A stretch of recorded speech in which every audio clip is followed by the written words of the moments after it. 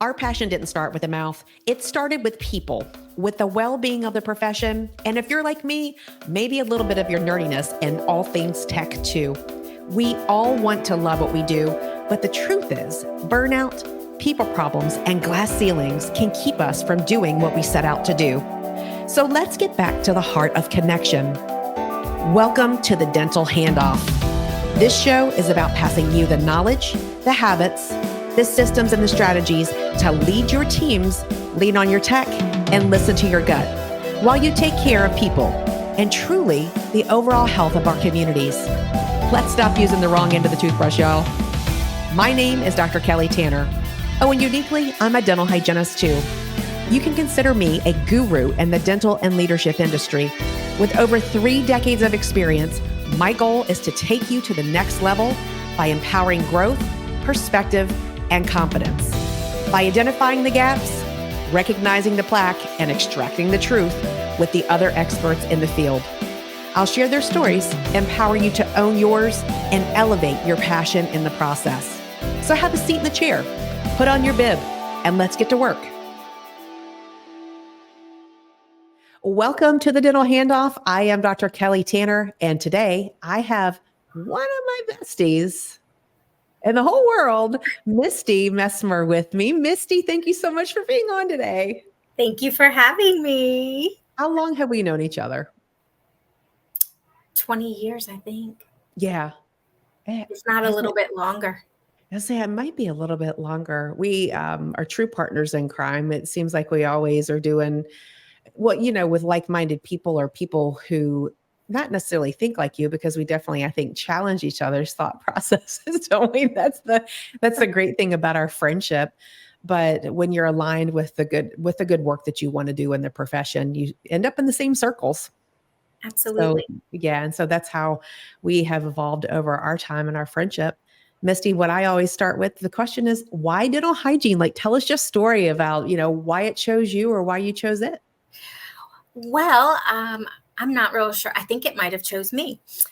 So I was a senior in high school and was trying to do everything possible not to be in school. So my senior year of high school, I was in a work program where I got out at like 10:30 or 11 o'clock, but I had to have a job.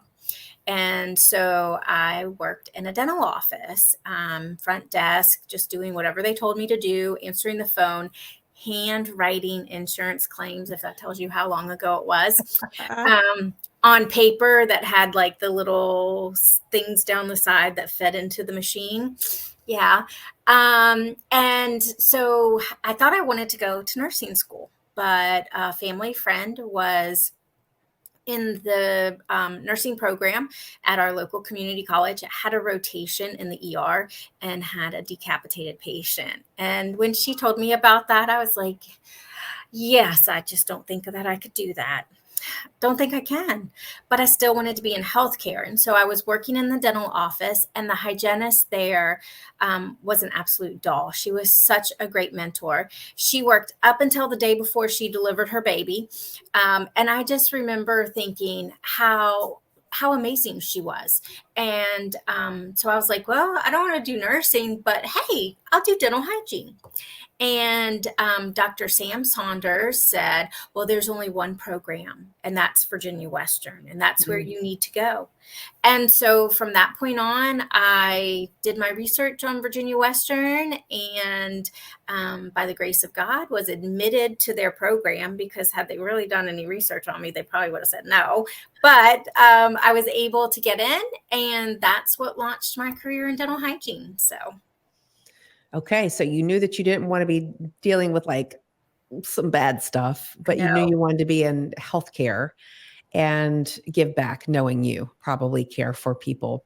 And then so you graduated from hygiene school. Did you go directly into clinical care?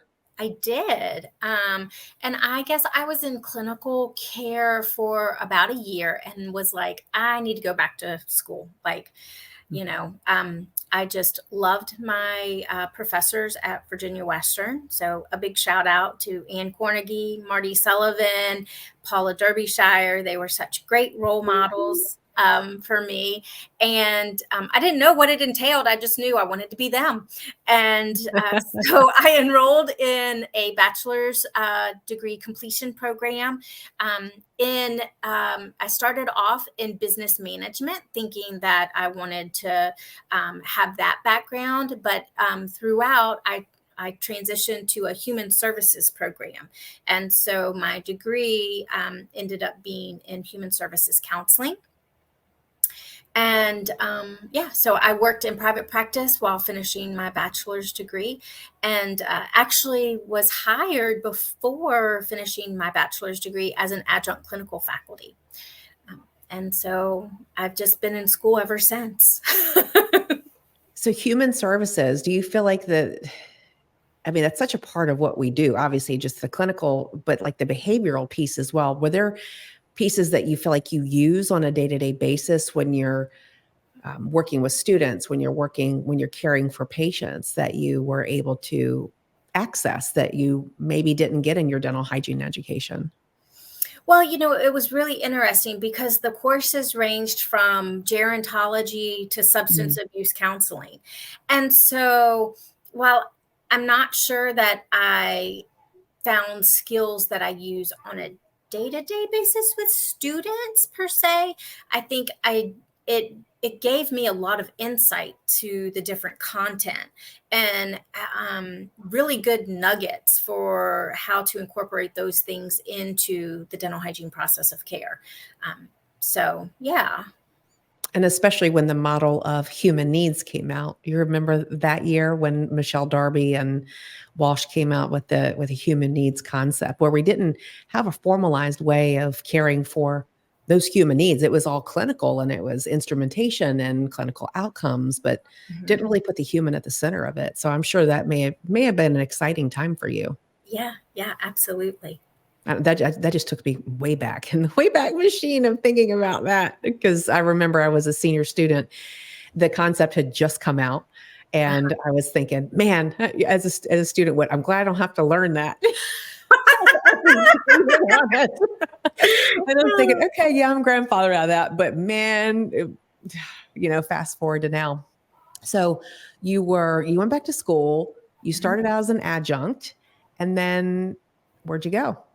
Well, within a year and a half, I guess, my supervisor, she decided to move to Florida, and they had a vacancy for the full-time local coordinator position. We were a distance program with Northern Virginia Community College, and so I was able to, I won't say I stepped into that role because I did have to interview and compete with some other folks on it.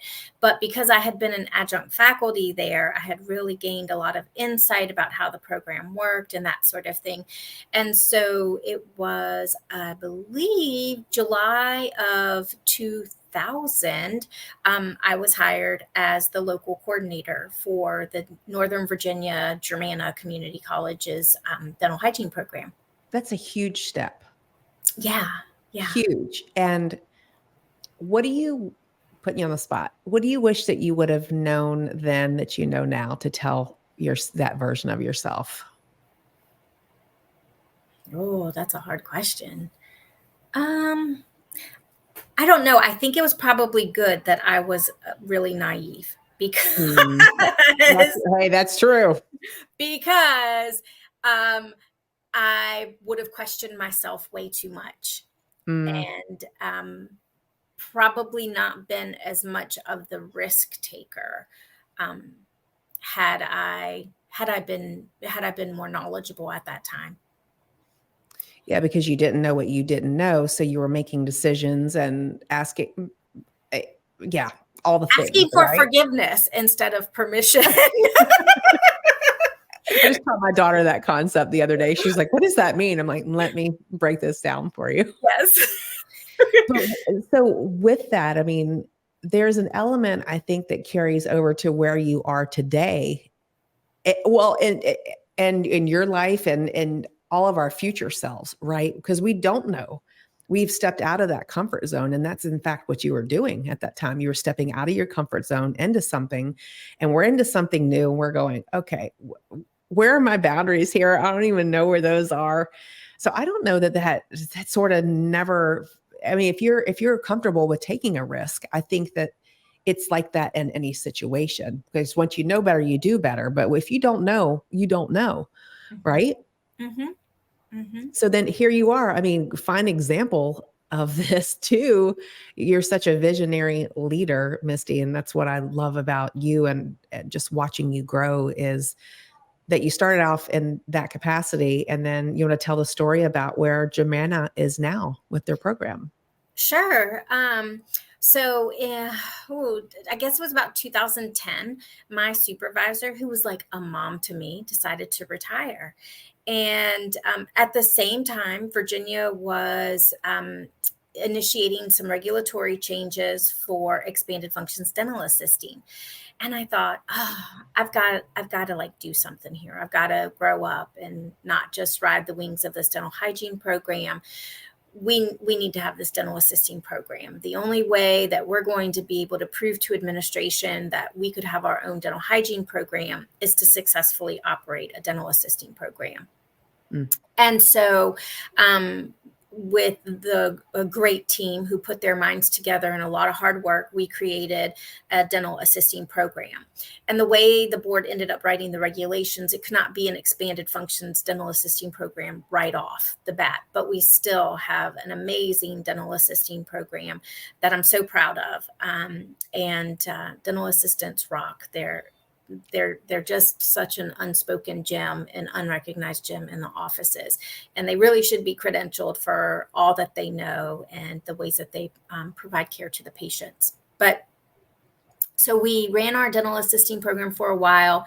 A couple of years later, we had a gentleman at the college who wanted to write a grant for the expanded functions dental assisting. And I said, you have no idea what you're asking, dude. Like, this is really big stuff. Like, I don't think we're ready. We're just launching this dental assisting program and you got to give me a little while. And he was like, yeah, but what if I write it? You just proof it to make sure. And I was like, he's like, just send me some articles and some research and I'll write the grant. So lo and behold, we received a grant to start our expanded functions dental assisting program. And so right now we're the only program in the Commonwealth of Virginia with expanded functions. And it's still a burgeoning type of program. The dentists in Virginia aren't real sure how to work with expanded functions dental assistants. And so it's a little bit of a paradigm shift, but I know we're going to get through it, and we're really going to be able to improve the quality of care that is out there, and have some great careers for folks as well that really do love dentistry. So once that happened, we were like, okay, it's time. It's time for us to launch dental hygiene. Germanna was in the process of getting a new building and having the plans for a new building. And my dean, she said, it's time. She was like, now's the time to move. You've got to have that hygiene program ready. And so we put together a group of individuals. Kelly, you were one of them. We got together on a Saturday morning with lots of food and snacks and coffee, and we just envisioned it. What would it look like to go from dental assisting to dental hygiene? How could we marry these programs, still meet accreditation and SAC standards? And, you know, a couple of people at the college kind of letting me fly with these ideas is where we've gotten today. And some a little bit of spurs to, you can't, no, do it this way, or, don't delay, because we had the pandemic come in and CODA said, well, we're not accepting any applications. So that delayed us a year.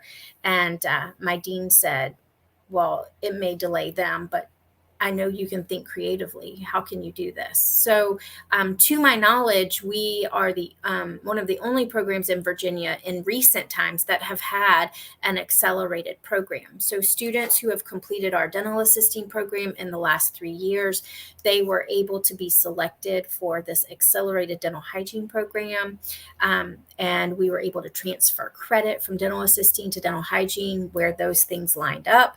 And those students will be graduating this December. So It's they amazing. they've completed they will have completed an associate's degree in 4 semesters. And so and they have compressed those semesters. So they started last August, they went last fall, this spring, this summer, and they graduate in the fall. So in about 18 months, these all ladies at this point will have been able to complete that. And we've learned some lessons along the way. And when we do this again, we'll definitely, change things up a little bit. But those 5 students took a chance on me as well. So we've given each other a lot of grace through this last year of launching and getting them through. So I think that's so important to know that, hey, this is the first time going around. We're learning things together. And I find that it's even in groups that have been formed for a little while, even if you have that openness to fail, as failure is an option for that, to say, oh gosh, okay, that didn't work well. What did we learn from that? But if you keep that, I think it's a mindset of where you are and the people that you're with every day to embrace that. Yeah. And I think the fact that, I would never want to do anything that would, diminish the dental hygiene profession. And I would never want to do anything um, that would not make those students successful. And, you always hear when people say, well, you've got to trust me on that. That's usually like a red flag not to trust that person. But trust is such a major piece of any team. And those students are as much of a part of my team as the faculty, right? I mean, honestly, they're the ones that are doing a lot of hard work and learning all of the material. We're just kind of setting up the infrastructure for them to be successful. And so trust is such a big thing. And that's a lot of stress too, right? Because you do. You're like, Lord, please, please let me have thought this out right. Yeah, but until you put it in action, you don't know. And, again, back to the point of it was in you to take that risk, and you saw it as, I mean, yeah, it was probably a little bit scary going into it, but you believed in the fact that it could work and that you could pull it off. And you didn't have all the answers, did you? No. There's a lot of test anxiety here because every time they take a test, I get anxious too.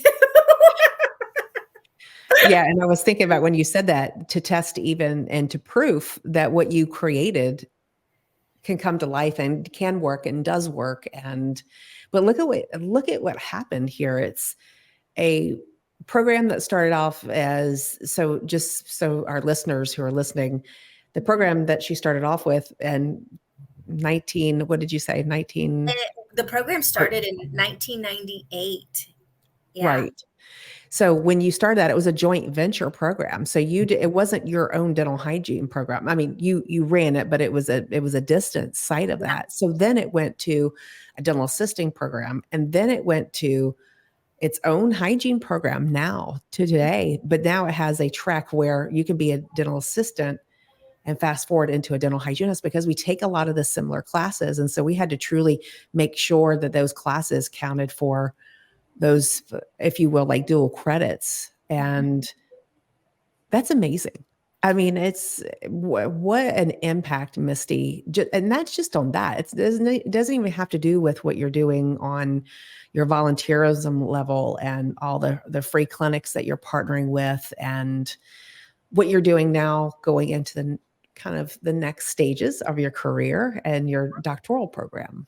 Yeah. It's wild to look back and say, what was it that made me do all that? So when you look back again, like now, and you're like, yeah, I did that. Like, what kept you going through that? I'm just going to say trusting in my good Lord. I really have to say that, I truly believe that He puts you where you're supposed to be when you're supposed to be there. And that's really the biggest thing. Because if I sat down and thought about it too terribly long, I would be like, no, no, no, no. We shouldn't be doing this. No, I don't think it's going to be successful. That negative person, but He knows to keep me busy so that I can't think about that kind of stuff. I just keep going. He doesn't let you be still. No, not very often.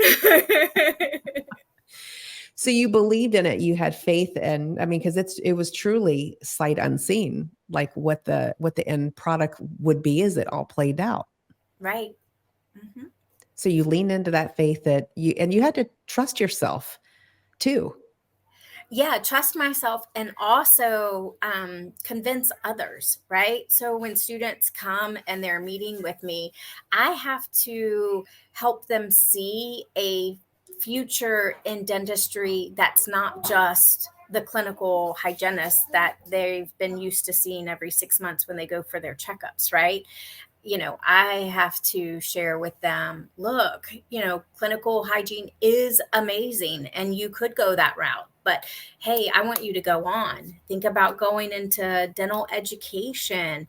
I have a faculty member whose mom is actually, I have two faculty members now whose moms are hygienists. And one followed her mom's footsteps, finished our hygiene program when we were associated with Nova, and is now back teaching. She's completed her bachelor's degree. But I also have another faculty member who I've known her since middle school. Her mom is a hygienist as well.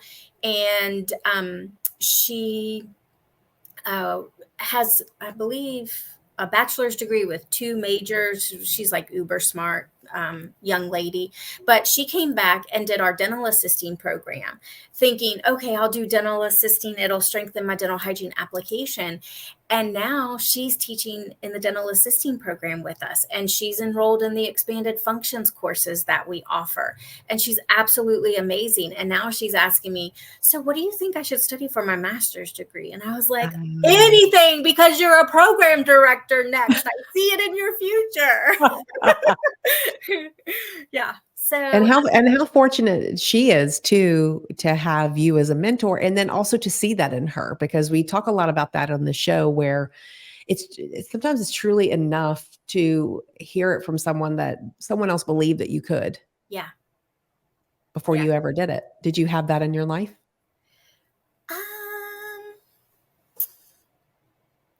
Maybe. My dad was a huge influence on me, just encouraging, letting me know that nothing can stop you except yourself. So if you see something you want, go for it. And then, like I said, I had amazing dental hygiene program directors and faculty, and they saw something in me and just encouraged me. And there were things that I did miss out in hygiene school that I wish I hadn't of. But even after I graduated from hygiene and got into education, just there inviting me to a meeting about something, that was enough to like, okay, I am supposed to be here. And, and I was the young one, right? So they would give me that opportunity. And that really meant a lot to me. So yeah, it meant that they believed in you and they saw something in you. So they didn't just tell you that, they also extended an invitation to you to pull you into the group, to say, we value your input, which is such a critical piece. Yes. To that belonging, the sense of belonging and trust, I think, in the group formation. Mm-hmm. Absolutely. And then now you're doing all of that. And you're studying for you're doing your doctorate, and tell us more about that. Sure. So I think it's official. I can say I'm a PhD candidate. I think I have all the forms in that I'm supposed to have in. If not, after August 10th, when I defend my proposal. I am studying, I'm getting a PhD in community college leadership. But my dissertation is on the transition experiences of allied dental educators. So as they move from a clinician to a full-time academician, there is a theory in nursing, the nurse educator transition theory, that follows about a 5-year span of how one matriculates or transitions from bedside to an educator, to a nurse educator. And so I'm interested to see if we have the same thing happen in dental hygiene. And so I will be interviewing new full-time faculty members on their experiences as they transition. And it is limited to community colleges because a lot of the research and data that we have is just very general, right? So you don't know, is it reporting out for bachelor's degree programs or certificate and associate degree programs? And so this will be really interesting. It'll be a nice first step as we look at what are their feelings and what are the things that they didn't realize was going to be expected of them as a full-time educator. I know I've worked with some great hygienists over the years who they couldn't wait to get into dental hygiene education or dental assisting education. And then when they did, they only lasted about a year or 2 years. It was just the expectations that they had were not the realizations of the actual job and position. And maybe it's a Virginia thing, maybe it's something specific to my institution, but it'll be really interesting to see what novice faculty across the nation are saying. Yeah, that's such interesting research. I did my thesis, I know I told you this once upon a time, for my master's on how prepared dental hygiene program administrators were to assume their positions. And so you're asking a different level of question as to, what do they think it is and how do we fix it, and what do they think that they're walking into? And then I'm sure there'll be a plan on the other side of how you address that. Exactly. So I'm hoping that it can be a springboard for us to better prepare folks who want to come into education, so they know what exactly is going to be expected of them. And there's some really good information out there already, just with terminology and things like that. But a lot of this is going to be on what their experiences are, what challenges are there that they didn't anticipate, and what sort of support have they found helpful as they've transitioned. Yeah, so perhaps it will really support newer faculty, and I'm sure there'll be. I cannot wait to see what you're going to find out, and I'm so proud of you. Thank you. What do you think that? What do you think? Sometimes I think that people, when they're in school, they learn much more than what just the content is. They learn more about themselves. What have you learned about yourself that's been interesting through earning your PhD? Oh,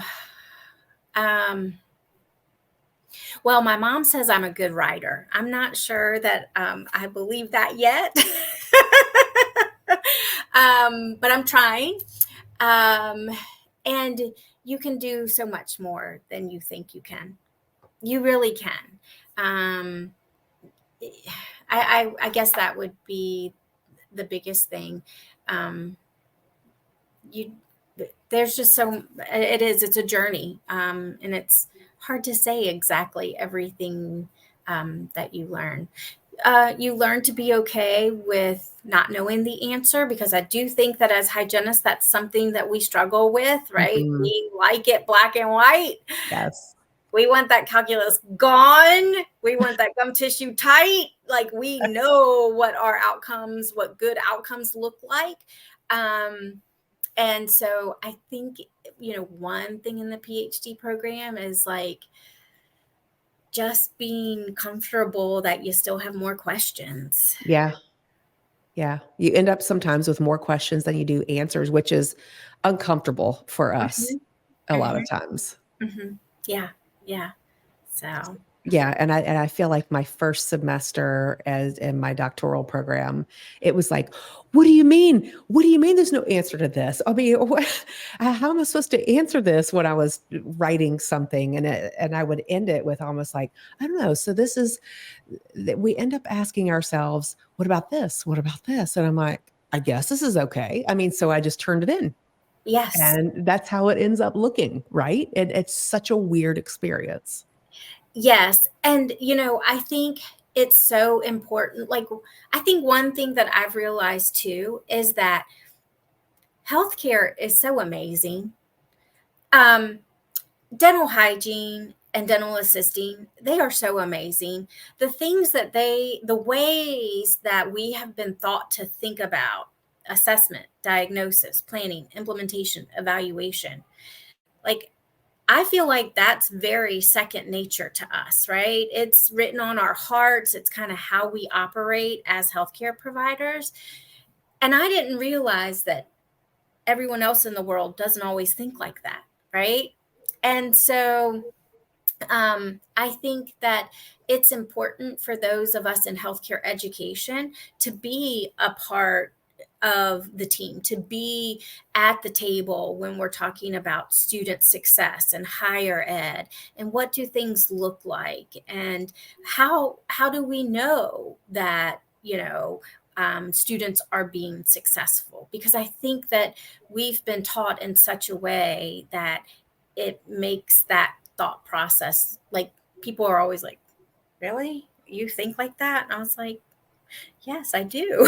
So I think that, I think that that's another piece too, is that like healthcare needs to not just stay in healthcare, but we Mhm. need to be at the table for lots of other disciplines, to kind of give that guidance and thought process. Yeah, and perspective on yeah, perspective on the Yes. level of questioning, you know? Yes.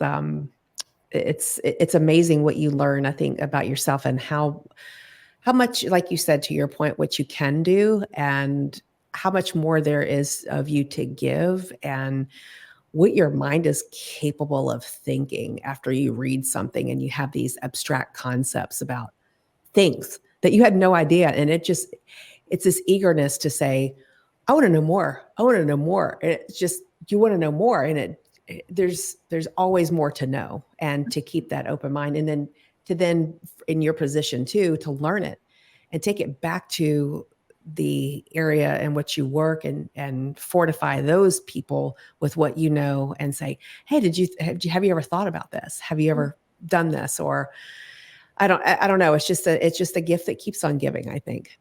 Exactly. Exactly. Yeah. We were teasing my boss that just retired because she would say to us, what would it look like if? And she's, and when she says that, she has this twinkle in her eye, and we're like, oh my gosh.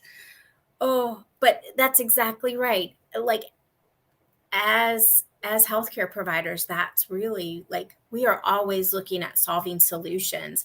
And I feel like in dentistry, especially because we're like that unrecognized piece of the whole body, right? Right. And when people learn about us, they're like, what? Really? You can save a life? Yes, we can save your life. Yeah. Yes, we can make those referrals. Yeah, you know that. Had Yes. no idea. Yeah. Yes. Uh-huh. Absolutely. So, Yeah, amazing. Well, thank you so much for being on the show today. And for anyone who wants to get in touch with Misty, her contact information's in the show notes. And Misty, any final words for the viewers, listeners? no, just go out there, follow your passion, give it all you've got, because life is amazing and you won't want to miss a minute of it. That's right. That's right. Well, thank you so much for being on a show. To our listeners, thank you so much for your loyalty every week listening in for the Dental Handoff. And don't forget to go onto Apple Podcasts, give us a 5-star rating, and then go hop on over to YouTube, like, subscribe, and share to all the people you love. Thank you for all that you do every day, my friends, and we will see you next time.